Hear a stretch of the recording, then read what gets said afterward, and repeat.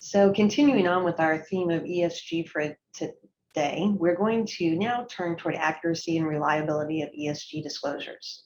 My name is Wendy Cama from Crowe LLP, and I'll be your moderator today. I'm joined by three panelists: Brett James from the IAASB, Jim Burton from Grant Thornton LLP, and Antonia Chong from Deloitte and Touche LLP. As we heard in the first panel, there's been a growing demand for information about corporate social responsibility and ESG activities. Management has primary responsibility for these disclosures, similar to that of financial reporting. As such, they have to establish effective governance and implement internal controls to ensure these disclosures are accurate, reliable, and of high quality. Company boards also have a role to play in being involved in governance and the oversight. It's very important that they set the tone and that they see that management's ESG efforts are appropriately prioritized. This can prove challenging since sustainability information is generally prepared separately from the finance function and outside of the financial reporting systems. We also know that completeness and accuracy of data can provide additional challenges. So I'd like to start out with my first question for Jim. Jim, what are some of the key steps that companies can take to establish effective governance over ESG reporting? Well, Wendy, that's a great question. The last panel talked a lot about the various reporting that companies can do and all the reasons for it, and that's easier said than done sometimes. I think one of the things that a lot of companies have to think about, and particularly those who are early in their ESG and sustainability journey, is where's that data coming from? It could be coming from a lot of different places around the organization, many of which may not be involved with or very well skilled in some of the things that lead to good data governance. Things like who owns the data, right, and who's responsible for it. And that may seem like a really easy question. It's coming out of HR or it's coming out of operations or engineering. But unless there's real clarity of who owns and who's responsible for the data, companies can have some challenge over who is going to make sure that that data starts its journey into the reporting process. Also, most of these groups, are not really thinking about the completeness and accuracy of the information all the time that they use it. And that's not to say that they don't care about the completeness or the accuracy of it in their day-to-day jobs. But the rigor and the expectations around reported information and how it moves and how it gets into the assurance process that we're going to talk about a lot on this panel becomes important. So what are the controls and procedures around that data that are going to be implemented, both with the systems that generate it and with the transfer of that data from the owner of it to the recipients throughout the organization who may be accumulating it and reporting it. We think about and we see a lot examples like this in waste or in some energy gathering things. Well, we couldn't find that information for last month, so we just estimated it. And that can work a lot in operational elements, but as we move towards more disciplined reporting, when we put that jigsaw puzzle together, like Neil talked about it, and start covering other things, really being able to focus on where the genesis of that information, the completeness and accuracy, the systems that it goes through to get it to its reporting element is important. Yeah, it almost sounds like Sarbanes-Oxley all over again, but for ESG versus the financial reporting, right? Similar process. Yeah, I don't think we're quite there to report on internal controls yet, but companies that have been through that exercise will find this very familiar. Absolutely. Okay, let me turn to Brett for the next question. Brett, information reported by a company needs to be credible and well supported for investors and other stakeholders so they can rely on this for their decisions. How does assurance improve the credibility of ESG information? Thanks, Wendy. And it's a great question. I think the challenge for a lot of people when you look at assurance is really, how do you start the process off? What is it that you're actually trying to achieve? And assurance is very much based on the idea of improving the credibility of information in the hands of the users. That's the starting point of everything that we're doing here. So we've had standards on assurance for non-financial information for many years. Most recently, 2013, we issued a standard ISA 3000 revised. That's really been the cornerstone of global assurance efforts in the years since then. March last year, we actually issued an updated guide.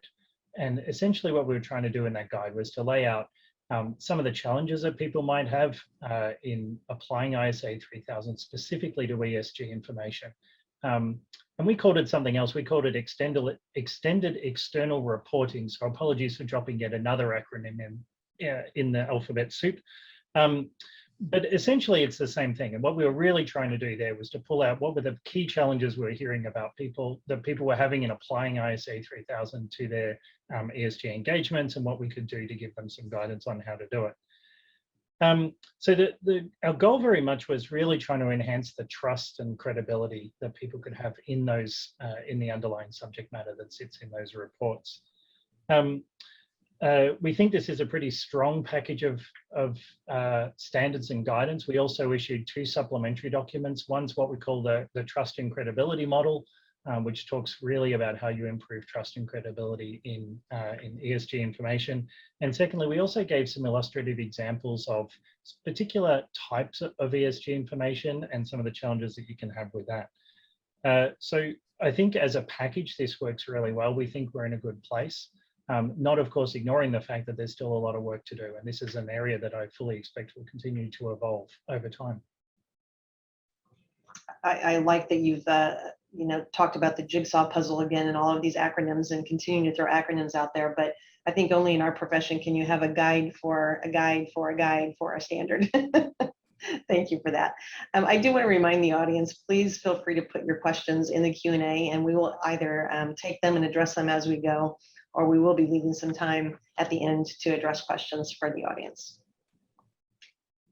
Okay, so Jim, I want to shift gears a little bit and get to the level of assurance. So typically management determines whether they want a review or an examination engagement for their disclosures. And they base this decision on various factors. Their objectives in presenting the information, their determination of the materiality of the information, which was discussed in the last panel a little bit, the company's intended messaging with stakeholders, and the needs and expectations of the users. Can you elaborate a bit on these different types of assurance? Sure, Wendy. And I think when people hear examination and review, there's a big confusion over what that means. And I think what you see in practice is the references to, are you obtaining reasonable assurance, or are you obtaining limited assurance with respect to the ESG information that's disclosed? And that's from the assurance provider's perspective. And when we talk about the reasonable assurance or the examination engagement, the easiest analogy or comparison is to a set of audited financial statements. That's one where the nature of the work that's performed, the extent, so the amount of evidence that's gathered, and the timing and the type of evidence that's gathered is of a higher level than it would be for limited assurance or a review. And that can be important depending on the nature of the information that's disclosed, like you mentioned when you talked about the question. And what we see today is almost all examination level reports are limited to situation where there's a contractual requirement to get that type of assurance. So mostly in the sustainability linked bond or green bond market, where they are establishing the metrics under which they'll be measured. They're reporting their progress on those measures, or reporting the achievement of those objectives. We see that being an examination level engagement.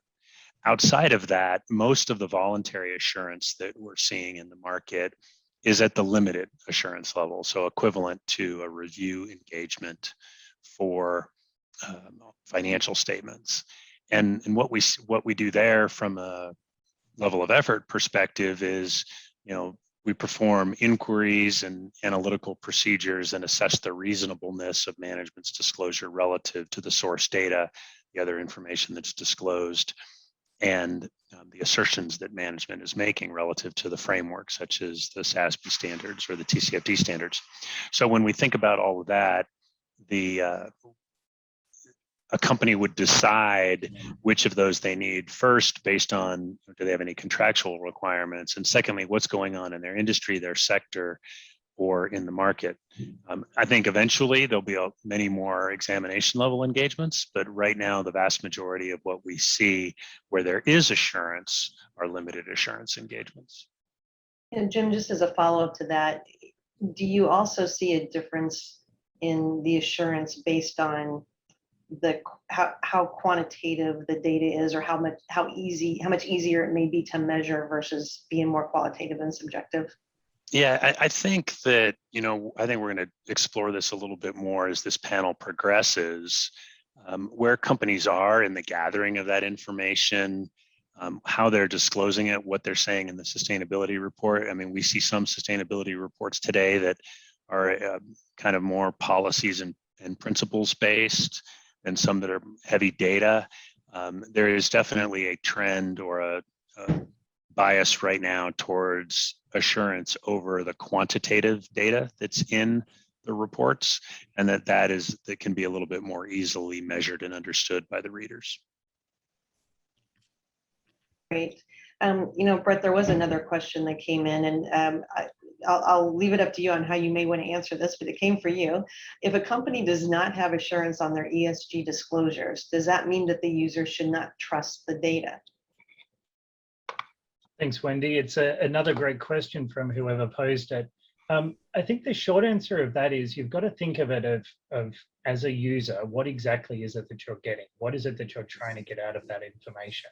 And if you're trying to use this to make decisions, which is commonly what we understand people do with this kind of information, then you've got to consider what level of assurance you want over that. And if the answer is 0, then that's fine. And you can just, you place your trust essentially in the corporate governance structures of the entity and its own disclosures. And so therefore you're placing a lot of reliance on management and those charged with governance to execute their duties properly. Remembering, of course, that this is a very different space to some of the spaces they might have been in. So they may be relying more so than usual on external consultants to help them out. So I guess going back to the question is, if you're trying to work out how to, on what basis you can make decisions, it's what exactly you're going to get from having an assurance provider involved. And I think it really comes down to the basics. It's an independent third party who's skilled in assurance, skilled in the underlying subject matter, and they're able to look at the information in far more detail than any independent user is going to be able to do it. And then they're able to explain what they saw, what they did, and give you some level of assurance. The short answer is, does that mean you shouldn't trust them? I don't think so, but if you want to trust them on something important, it's certainly a step in the right direction. Great, thank you for that response, Brett. So I'm now going to shift over to Antonia. So now that we have some background on how assurance enhances credibility, let's move on to the current state of assurance on ESG disclosures. ESG assurance providers include auditors and/or third-party service providers, such as engineers or specialized consultants. The CAQ conducted an analysis of ESG assurance trends among the S&P companies. When looking at the S&P 100 as of June 18th, 2021, all of them had ESG disclosures, with 82% of companies having some level of assurance over some, but not all of their disclosures. And with the majority, 69%, getting that insurance from engineering or consulting firms, and only 13% from public company auditors. When we look at the S&P 500, these numbers decrease considerably, with a little over half having assurance statements for some of their ESG disclosures, and just 6% of these from accounting firms. There was another study published by IFAC, the AICPA, CIMA, and Audit Analytics in June that looked at the top 100 companies in 22 jurisdictions. Their results were significantly different, with 91% of the top 100 companies in these 22 jurisdictions reporting some level of sustainability information. 51% of those got that report, that level of assurance, and 63% of those engagements were conducted by audit or audit-related firms. Are you surprised the percentage of companies in the US using an accounting firm as assurance provider is so low? Wendy, first, thank you for the opportunity to speak today. Happy to be part of this panel. And with respect to your question, in short, this is not surprising. As you noted with the metrics in the joint study, this transformation has progressed more rapidly in other jurisdictions. For instance, the EU and the UK have been active for many, many years in this space. So it's really not surprising that companies outside of the US are continuing to seek assurance under the relevant professional standards at a much greater rate. But as you also mentioned, there's been significant progress that's been made in the reporting of ESG, as evidenced by the rise in the number of S&P companies that publish some form of sustainability disclosure. And we continue to see wide variations in how the sustainability information is being reported by companies, which is then in turn echoed by the types of different providers and assurance we see. And this has really produced, unfortunately, a fragmented landscape for our investors and other users of ESG information to navigate. And for companies in the US that do obtain assurance, over half, as you mentioned, are being provided by consultants or others, and not by public company auditors who are really uniquely qualified to enhance the confidence of ESG disclosure and who are bound by professional ethics to act in the public interest. But with the increased activity of regulatory bodies and standard setters prepared with building pressure from investors and other stakeholders, as well as activities from the companies themselves, I believe that change in the US is on the horizon, and the environment is shifting away from a primarily voluntary reporting to having ESG disclosures on the SEC's rulemaking agenda.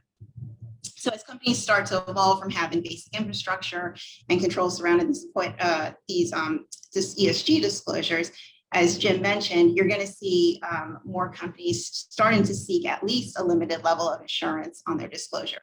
And as the regulatory environment and reporting frameworks continue to mature and investors and other stakeholders, their demand to continue to increase, we anticipate a commensurate maturity to take place within companies and for companies to then seek a reasonable level of assurance over their ESG disclosures. So with the growing attention to ESG disclosures continually to intensify, we do expect a shift in the US in the role and the value of assurance provided by public company auditors. Thank you for that response. That was very encompassing. Jim, I don't know if you have anything to add to that response?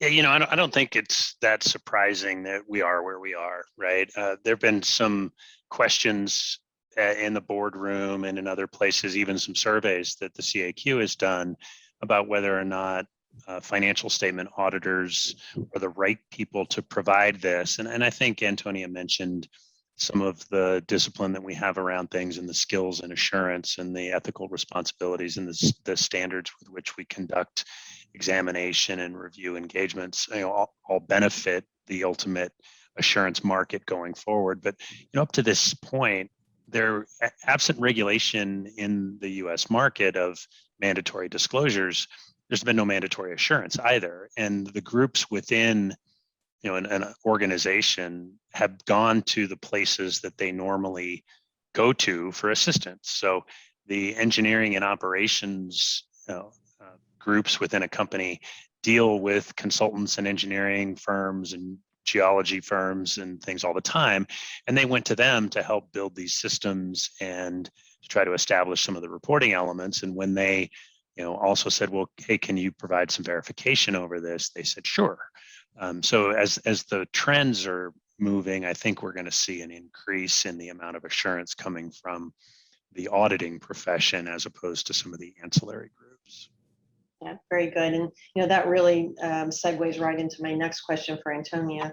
Like the audits of the financial statements and ICFR, the third-party assurance from a public company audit firm can, arguably enhance the confidence in the ESG information presented by companies to the investors and their stakeholders.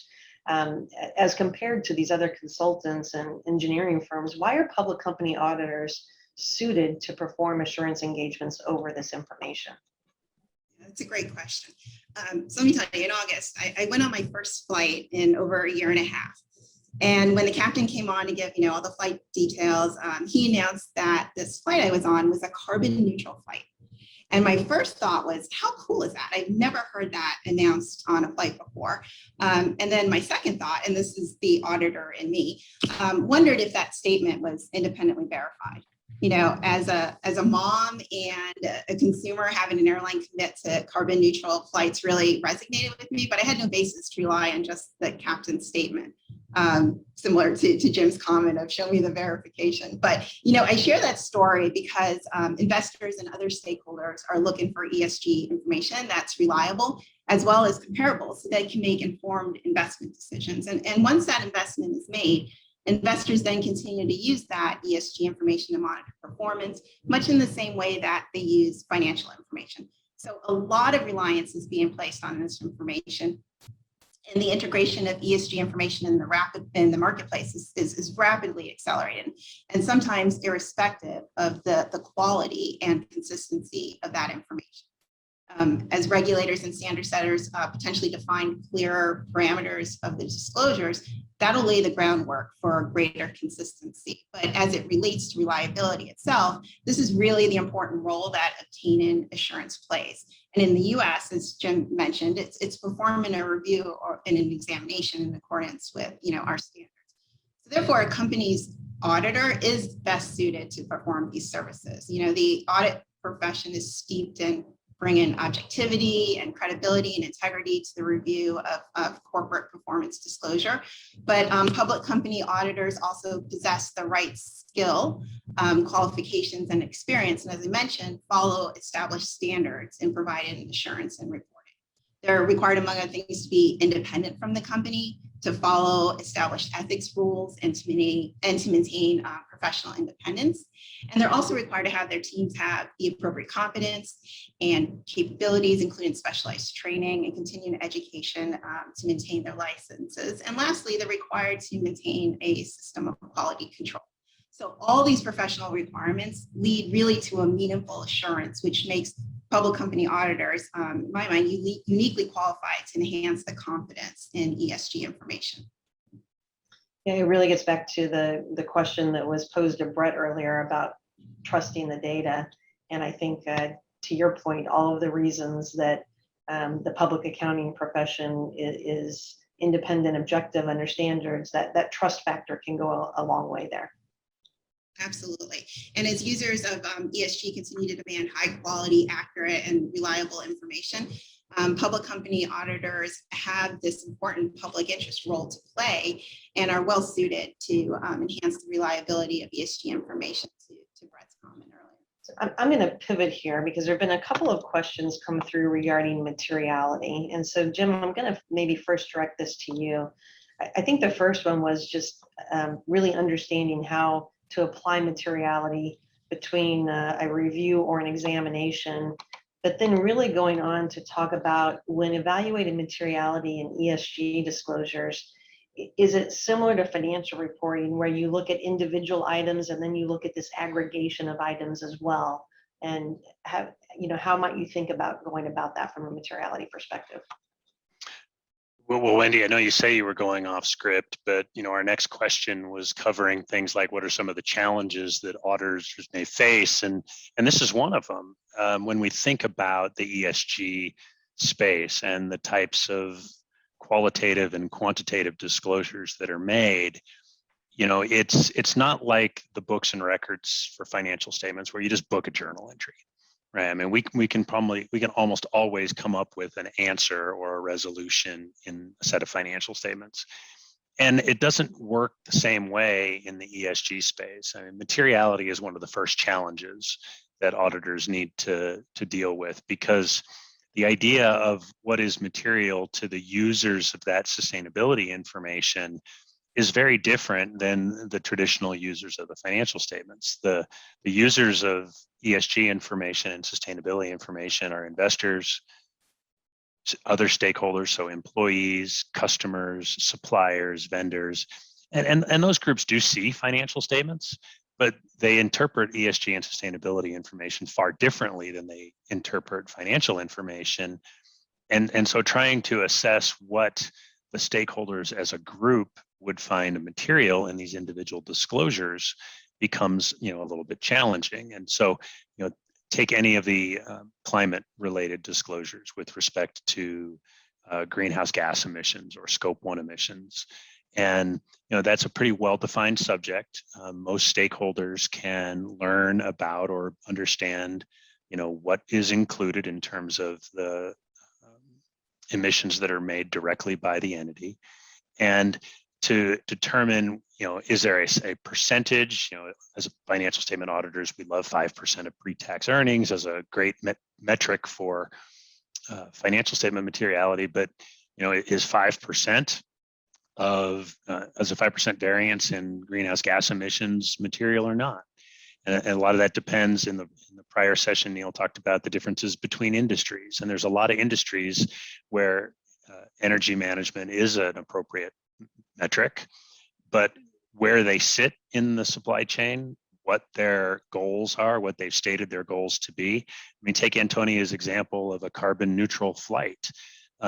If they're trying to say that all of their flights are carbon neutral, I mean, just a very small underreporting of the amount of emissions from their, maintenance and other airline operations, not just the flying of the plane, could misstate that statement. And so materiality becomes very difficult. And so materiality of the individual metric is something that we can measure and maybe make an assessment. Collectively, you have to look at the message that the reporting entity is making about what their goals are, what their plans are, how they're achieving it, to make an assessment. But there is a aggregate perspective as well, not just an individual metric measurement. That certainly will prove to be challenging for many of us as auditors as we move into this ESG reporting and levels of attestation. So, Jim, we also we recognize that how high profile climate change is, but we certainly also know that there's a lot of other topics such as social issues and while climate is top of mind, can you give an example of maybe something else that we haven't really been talking about yet that could prove to be challenging? Well, so the idea, take DE&I, diversity, equity, and inclusion. And one of the measures that's prevalent in many industries and sectors is gender diversity in the workforce, gender diversity in leadership and management roles, and how each company defines management and leadership is very different from entity to entity. And if somebody were to simply report the number of people with the title of manager under a gender scale or a gender chart, it may not actually take into function the roles that those people play within an organization. So, this idea of, what does a company look at to determine the metrics and whether something is accurate in that financial reporting over which we'll be providing assurance creates one of those challenges to the auditors to really get in there and understand how they've classified people. Was it from voluntary disclosures? What do you do if you've got 40% non-reporting and of the 60% that reported, 25% of them say other? It's kind of difficult to try to figure out how entities are going to report it. So auditors are going to have to learn that in terms of how do they. It's not like there's a class right now that says debits are on the left and credits are on the right. It's about, what goes into the disclosure, where does the information come from, is it accurately representing the statements and claims that the entity is making, and is it transparent enough for the people to understand what that means for this entity that's making the report. That's a really great example, Jim, because again, understanding the data and what the data is and what it isn't, it's not necessarily going to be consistent from company to company either. So thank you for that example. Before I move on to Brett, first, Antonia, there was a question that came through that talked about the use of specialists. And as auditors, it's very common for us to use specialists. And the question really was more about the use of specialists in a review as compared to an examination. But maybe you could just speak briefly to how as auditors we would use specialists in a review or examination. I think the use of specialists is probably more prevalent in an examination, just based on the procedures that we would perform in an examination versus a review where it's limited to inquiries and observations and analytics. But we bring in specialists to help supplement our expertise in these areas. I don't know, Jim, if you have any recent experience with bringing in specialists as well, and particularly in examinations. Yeah, one of the other questions that was in there, Wendy, is how do we train up our people to provide this level of assurance? And even in the limited assurance engagements right now, I think we're seeing the specialists get involved. They're helping explain to the audit team or the team that's going to go out and do that work what types of things they're looking for. And Antonia mentioned that in a limited assurance engagement, you perform inquiry and analytical procedures. Well, analytical procedures to the traditional CPA of, I can do gross margin or day sales and inventory and everything else. There aren't a whole lot of metrics out there that you can compare to or trends. How do you do, is there an industry trend for, use the prior example, gender diversity and leadership? So trying to get engagement teams understanding, how do we provide that? How do we gather that evidence to make sure that the statements are correct, right? First, it's the authenticity and the completeness and accuracy of the data. But secondly, is it reasonable for relative to what this entity has been doing, and is it consistent with its own internal information? So comparing a lot of information back and forth. And in the early days, as people are increasing the amount of audit work, the specialists are being used to help provide that education. Yeah, that was a great answer, and thanks for watching that Q&A with me. So I'm now going to, Brad, I can't let you off the hook too easy here, so it's time for another question for you. A majority of ESG disclosures and SEC filings tend to be qualitative in nature without quantitative metrics. What are the challenges in applying IAASB 3000 to qualitative disclosures? And I know, again, we've talked about this a little bit, but maybe you could specifically talk to IAASB 3000. Yeah, thanks, Wendy. Maybe if I just let you in on a little secret, many years ago when I first started with the IAASB, my very first project was actually dealing with disclosures in financial statements. And I remember talking to a lot of people, and of course the quantitative disclosures, we could all get our head around them fairly quickly. It's a number, we're accountants, we're good at numbers. So, fundamentally we were pretty okay. When we got into the qualitative area though, it was always a struggle. And I'll always remember a practitioner I spoke to, who shall remain nameless, who said he could never imagine a qualitative disclosure rising to the level of a material misstatement. And I mean, now you look back on that and you think, oh boy, really? Like, okay, the profession's moved on a bit and the reporting frameworks have moved on a bit, but fundamentally, I think there's always been a level of discomfort in auditors when you come across qualitative disclosures and trying to decide what's there and whether or not it's close enough to being true that you can live with it. So it's no different in ESG disclosures. We have fundamentally the same problems. And if you look at our guidance, you'll see there's a whole bunch of examples in there of where it tries to get into the sorts of things that you can provide assurance on and the sorts of things you shouldn't touch.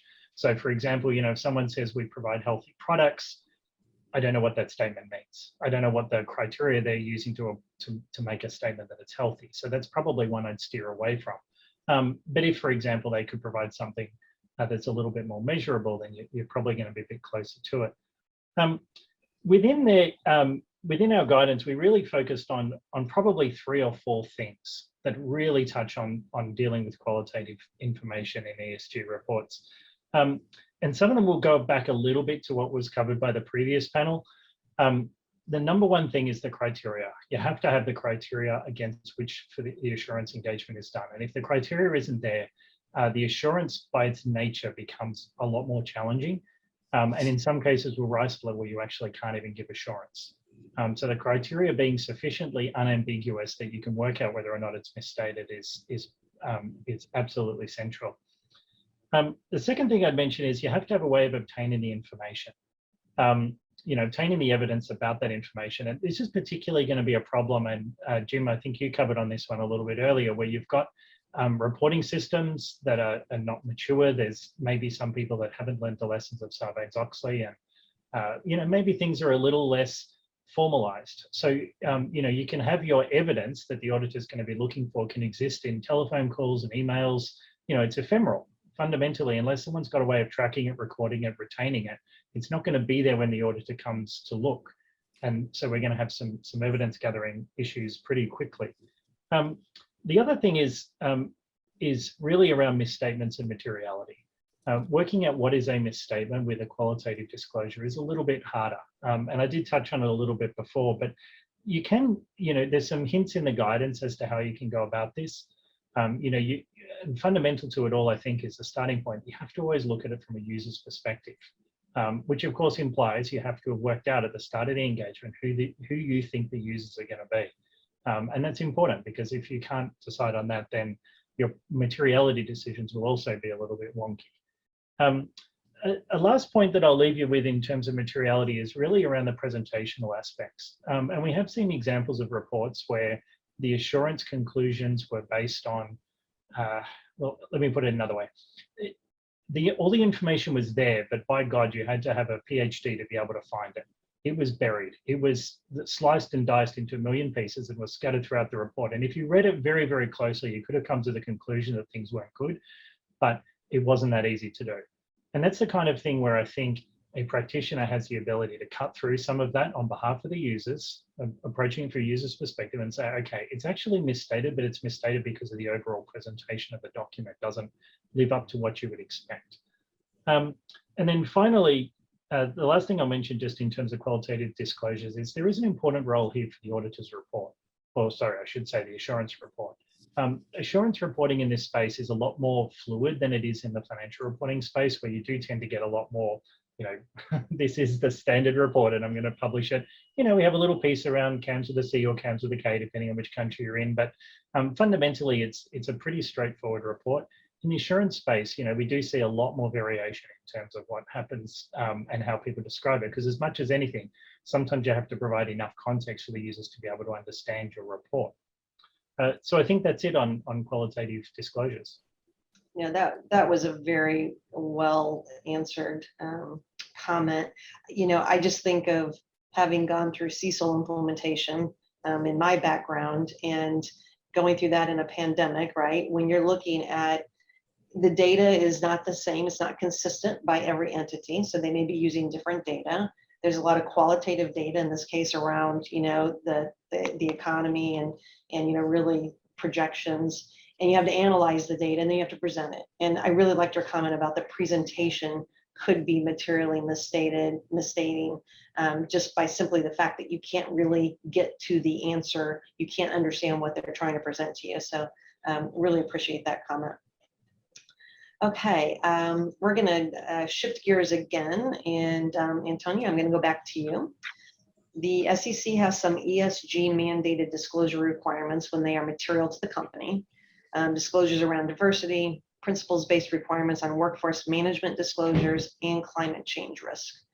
What are the implications of mandated sustainability disclosures on the governance of internal controls and public company board structures?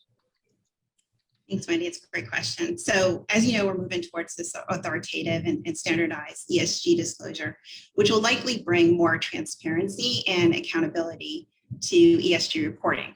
And board oversight of companies' ESG reporting is just critical for not only for establishing good governance, policies, and controls over the reporting process, but that in turn then improves a company's ability to produce high quality, accurate, and reliable ESG information.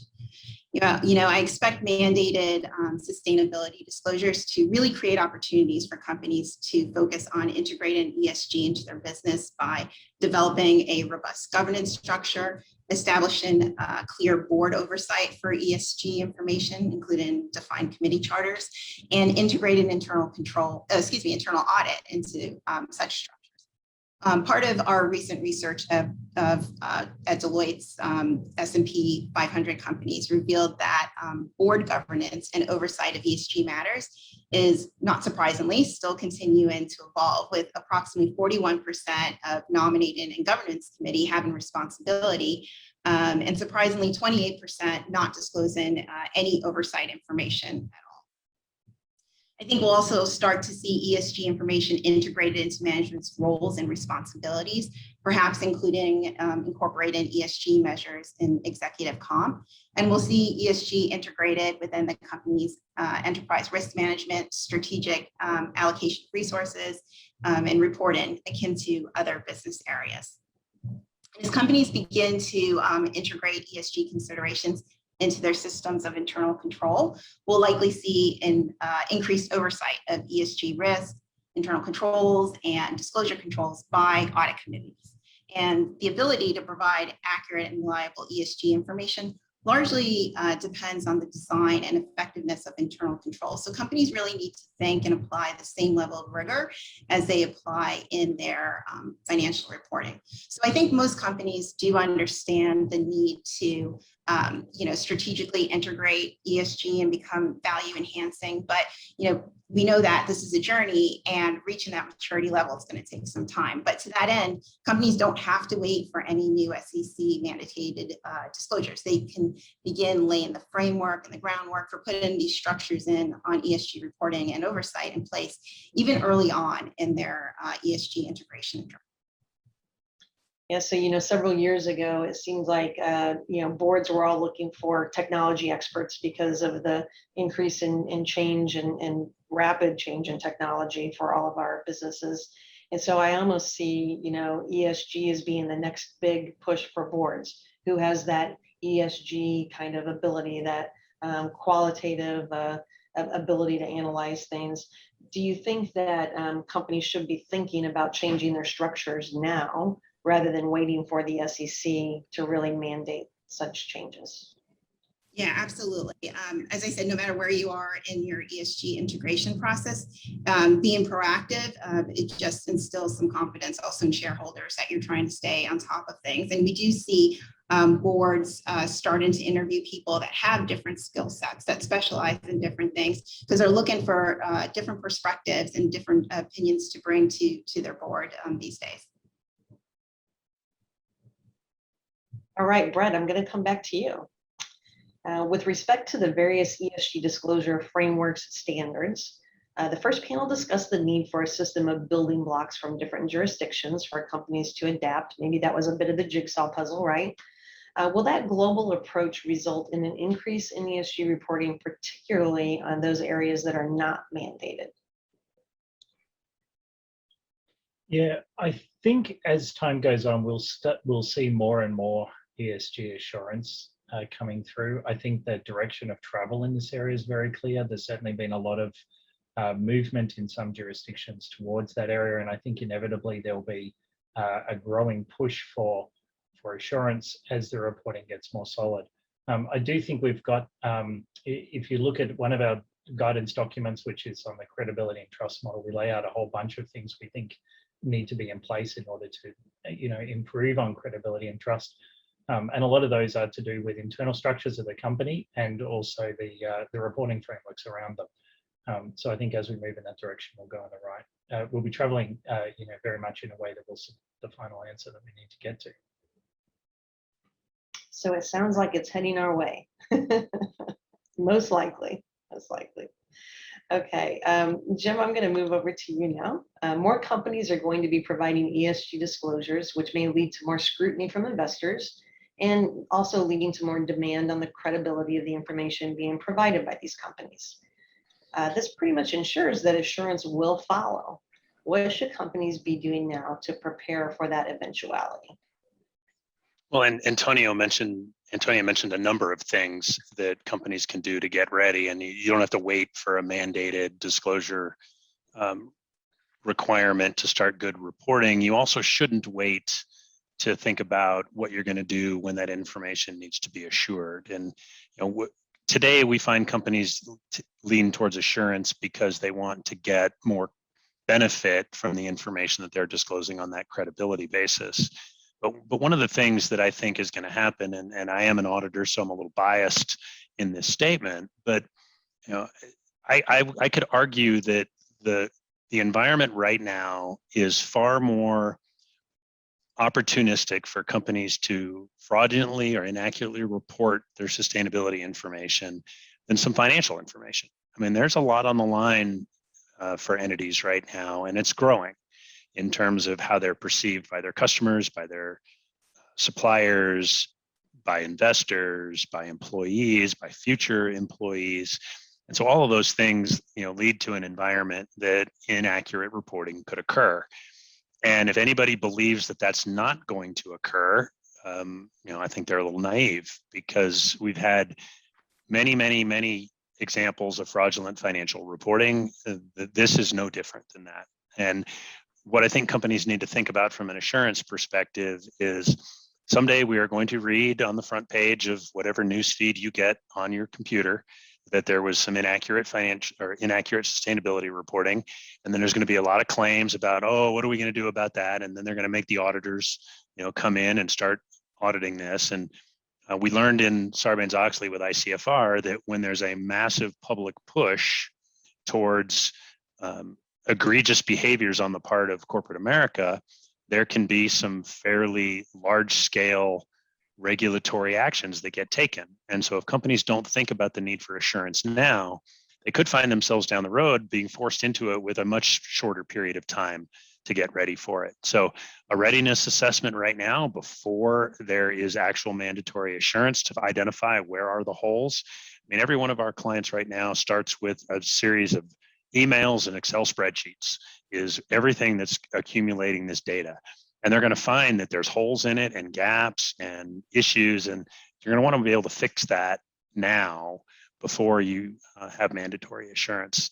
That'll give you a much smoother transition to it when it comes eventually down the road. Okay, I'm going to throw one last question out, to the group. And you think about forward-looking statements, and I think that we certainly see forward-looking statements in our financial reporting today. I think many companies have gotten fairly comfortable with those and the disclaimers around them.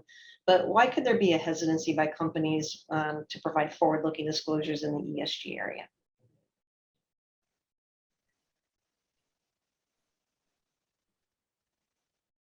Anyone want to take that one? I'm happy to start off, and maybe someone else can jump in. I think, Wendy, as you were saying, there's a lot of hesitancy about forward-looking disclosures generally. And as you can tell from my accent, I'm not from the US, so I'll let someone who's a bit more familiar with the US environment speak perhaps to that. Forward-looking information generally is just, it's tricky because the criteria is not always that great. So the criteria is not great, the information is subject to a lot more estimation uncertainty. It's generally created, not always, but often using models. The models have their own risks attached to them. If you're from a financial services sort of area, you often get what I mean when I talk about model risk management, but if you're not in that space, it can be a little bit harder for someone outside to really get their head around it. So fundamentally, you're dealing with something that's a lot more judgmental. And I feel like the assurance profession is pretty good with judgment, but they always will also like to know that their judgment is being exercised in a fairly safe and predictable way so that we're going to get consistent information coming out the end. So I think with forward-looking information, I think there's always a little bit of hesitancy. Having said that, in my career, I've seen it go from being completely impossible to, my gosh, this is difficult, to, wow, this is hard, but we're doing it. And now I kind of feel like people are generally a little bit more open to it than they once were. And as much as anything, it's been driven by, at least in the audit profession world, it's being driven by, financial, like accounting standard setters pushing very much in that space. We've all just had to get used to it and to find ways to get comfortable with it. Well, and forward-looking statements, I mean, think about how many forward-looking statements we've seen in the ESG space in the last 5 months. How many companies have said net zero by whatever year? I mean, that's a forward-looking statement. And it's filled with all kinds of actions and plans and measures and benchmarks that have to occur along the way. And providing enough information and sustainability reporting to allow people to understand progress towards that, what it's going to take to get there. I think we're going to have to get comfortable with dealing with these, and it also addresses one of the other questions that somebody posed about, incomplete reports, which are only painting a positive picture. The more forward-looking information you give, the more you're going to have to give complete information, both positive and negative, in order to help people judge and assess the progress you're making. And if that doesn't happen, we saw this year in the Exxon proxy battle that some people will really take it seriously about making changes if there isn't appropriate progress towards some of these forward-looking expectations. Very well said. We are at our time. I want to thank all of the panelists, Brett, Jim, and Antonia, for such a wonderful panel discussion today. And I believe we have a 10-minute break now before we go into our breakout sessions. So looking forward to the conversations in the breakout sessions. Thank you again to all of the panelists.